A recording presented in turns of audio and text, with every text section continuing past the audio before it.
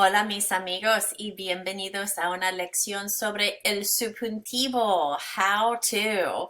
The subjunctive is one of my favorite topics to talk about in Spanish. I love teaching it. I think it just opens up your expression in English, if you're a native speaker of English, in a whole new way. And I've divided the subjunctive into two separate videos, one just on how to make it, and then there's a separate video that I have for you on when to use the subjuntivo. So this is me, of course, soy profe Nesselrote, and I like to use a truck as a learning device for the subjunctive. I'll get into that part a little more on the when to, but for now we'll start with just how to make the subjunctive. I have failed to mention this before, but in Spanish we have two verb moods. There are two moods in Spanish. And so far, everything you've been doing has been in the indicativo, in the indicative mood. So the presente that you've learned, the pretérito, the imperfecto, all of that has been indicativo. The indicative is about things that are certain, things that are known, that are factual. It's a very affirmative mood. On the other hand, we have the subjuntivo, and that's the new mood that we're bringing in. The subjuntivo, or the subjunctive, is about uncertainty, the unknown, things you're unsure about, negativity. So when you think about the world, when you think about life, there are certainly situations that are indicative, that are very known and affirmative. And then there are many things in life that are subjunctive. They're uncertain, they're unknown. We don't know how they're going to turn out. So it's a real reflection of reality, I think, to look at the world and look at language through the indicativo and the subjuntivo. So how to make the subjuntivo? How do you make the subjuntivo? You're going to start with the yo form of the presente del indicativo. So that's just the good old-fashioned presente that you've already learned. Step one is to take the yo form of that. You drop the o, you add the opposite ending. So the opposite ending for an AR verb is an e. The opposite ending for ER and IR verbs is a. And then you're simply going to make the verb agree with the subject like you typically do. So of course we'll look at several examples of this so you can get warmed up to the idea. So we'll start with a really simple, classic, regular verb, estudiar. So remember our process, take the O, drop the O, add the opposite ending, make it agree. So starting with the yo form that you already know, that's estudio. You drop the O, you add the opposite ending, so that would take you to estudie. So the conjugation of estudiar in the present subjunctive, el presente del subjuntivo, is yo estudie, tú estudies, él, ella, usted estudie, nosotros estudiemos, vosotros estudiéis, if you're interested, and ellos, ellas, ustedes estudien. So all we did was take the O, we dropped the O, we added the opposite ending, and then we put on the typical endings. We put on an S for the tú form, an MOS for the nosotros, and an N for the ellos, ellas, ustedes form. And that's really all there is to it. Here's another example. Let's take hacer, which means to make or to do. The yo form is yo hago, which hopefully you remember or it rings a bell. So you drop the O, you add the opposite ending, and that takes you to haga, because remember the opposite ending for an ER verb is an a. So the full conjugation of hacer and the presente del subjuntivo, haga, hagas, haga, hagamos, hagáis, hagan. Bien?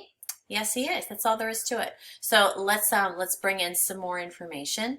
If you use my approach for creating the subjuntivo, some of the verbs that your textbook calls irregular just aren't irregular. I don't know why they call them irregular, because if you start with the yo form of the presente, it makes this whole process a whole lot easier. So let's look, for example, at tener. Tener means to have. The good old yo form that you already hopefully are familiar with is yo tengo. So when you drop the O and add the opposite ending, it takes you to tengas, tenga, tenga, tengamos, tengáis, tengan. So this again is the present subjunctive, as opposed to what you already know, which is the present indicative. Bien?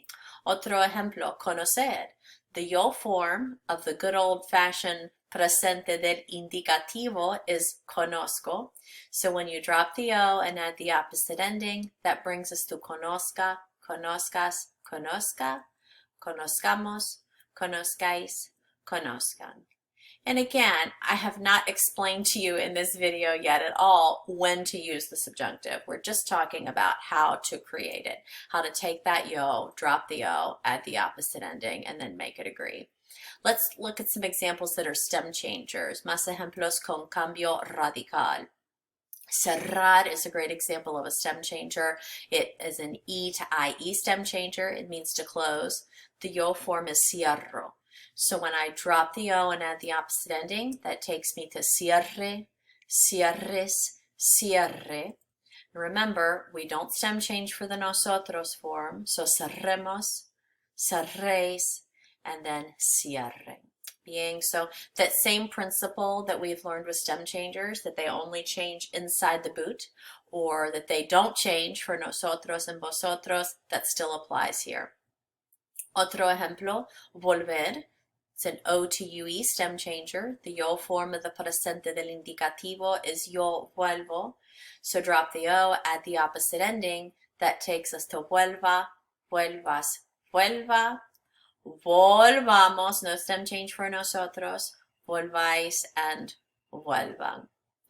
Así es. So pretty straightforward, hopefully. Bien. Más ejemplos. Let's look at some stem changers that are IR verbs, because those can be in their own category sometimes. An example would be dormir, to sleep, and the yo form is duermo. So duerma, duermas, duerma. And there's a one letter change here for these IR stem changers and the nosotros. It becomes durmamos, then durmais, and then duerman. And that might ring a bell a little bit. That has some similarity to what happens with dormir in the pretérito, where there's a one letter change in the third person. So you can think about those similarities, or you can just kind of memorize. Then there's also pedir, which works similarly. It's an IR stem changer. Yo form pido, drop the O, add the opposite ending, takes us to pida, pidas, pida, and then that one letter change for nosotros, pidamos, pidáis, pidan. Bien. Así es. Vamos. Another category I want to point out to you. We've talked before about verbs that end in gar, car, and zar. And those verbs end up with some spelling changes in the pretérito that you might remember. And all those spelling changes are inspired by the fact that a, o, and u create a hard sound, and e and e create a soft sound in Spanish.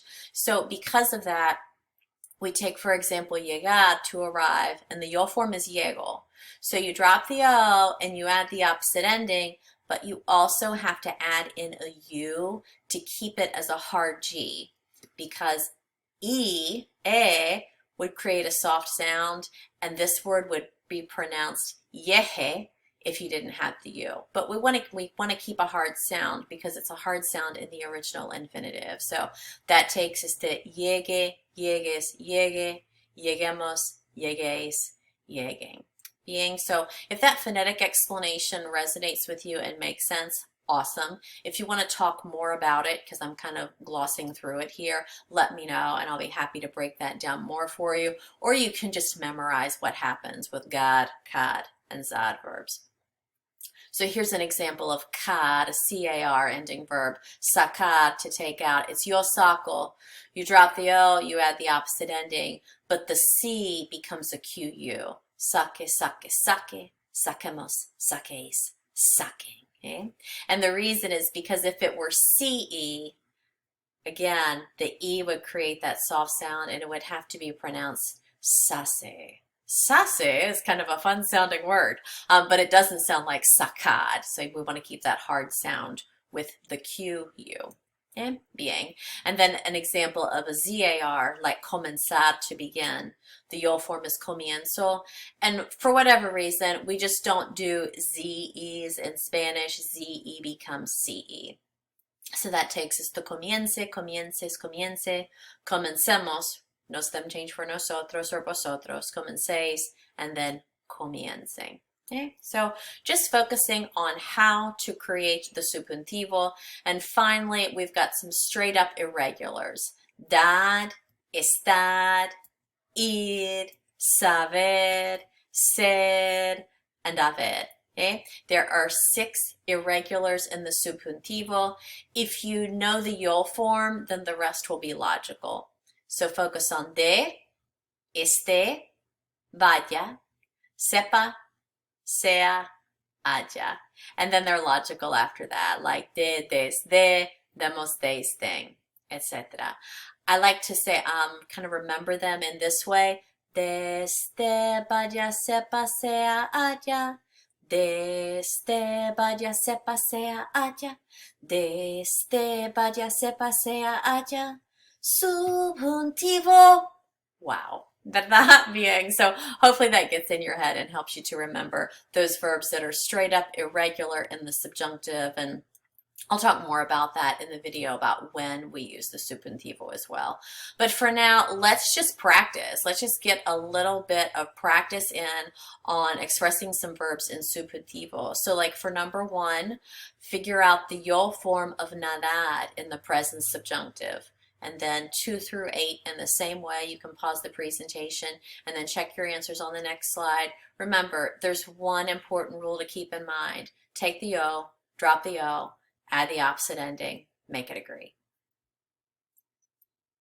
And after doing that, then these would be the correct answers. Nade, comas, viva, tengamos, vayan, pueda, seas, and venga. And I put some little notes in here to jog your memory about the yo form of the present indicative because that's the building block for the presente del subjuntivo. You kind of have to know that in order to make it happen. Bien, that is all there is to it. That's how we conjugate verbs in the presente del subjuntivo. Y ahora, adelante. Once you know how to conjugate in the present subjunctive, then you can move on and learn about when to use the presente del subjuntivo. Really an exciting verb tense that opens up your expression and it's fun to delve into. Así que muchas gracias y hasta luego. Chao.